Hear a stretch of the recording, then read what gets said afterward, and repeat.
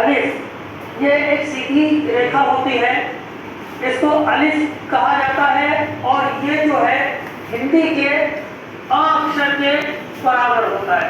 यानी जैसे हिंदी में अ अक्षर लिखा जाता है वैसे ही उर्दू में ये अलिफ जो है वो अ अक्षर बताता है।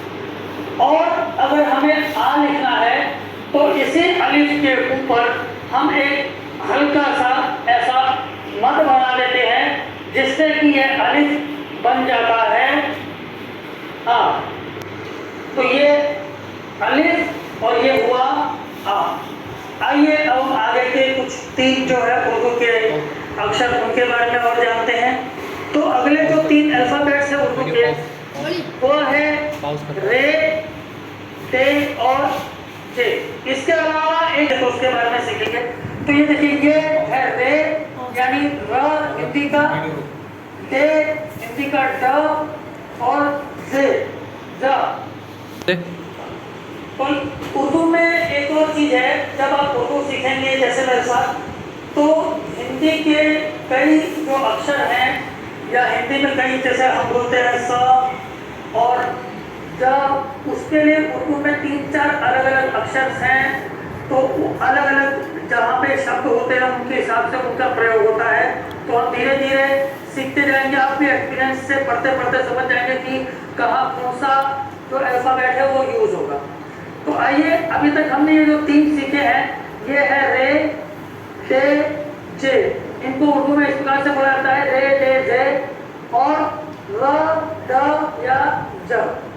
अब इसके द्वारा और हमने जो अलिफ पर अभी हमने सीखा था, अलिफ और आ, उनके द्वारा आइए हम कुछ अक्षर जो है हम कुछ वर्ड्स बनाएंगे और ये सीखेंगे कि जो अभी तक हमने 4 जो अल्फाबेट्स पढ़े हैं उनके द्वारा कैसे छोटे छोटे वर्ड्स को पढ़ा जाता है और लिखा जाता है।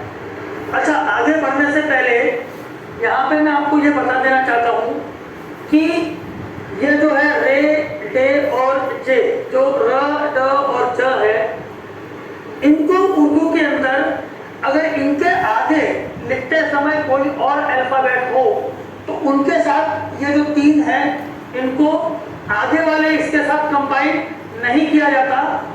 उर्दू में अगर इनके पहले के अक्षरों के साथ ये जोड़ सकते हैं, लेकिन इनके बाद कोई अक्षर आता है तो ये उसके साथ नहीं जोड़ते हैं। तो ये आगे धीरे धीरे मैं आपको एग्जांपल से समझाता हूँ। अच्छा, अभी जैसे हमने देखा था कि अ और आ, तो मैंने आपको बताया था कि ये अलिफ है और ये इसके ऊपर जब हम इस प्रकार से मत लगा देते हैं तो ये बन जाता है आ।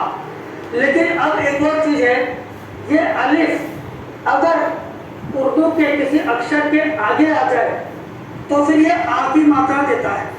जैसे यह है र और इसके आगे अगर आपने अलिफ लगा दिया तो इसको हम पढ़ेंगे रा।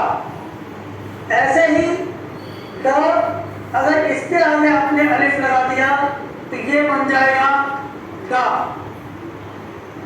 ज, इसके आगे आपने अलिफ लगा दिया ये बन जाएगा, ये पढ़ा जाएगा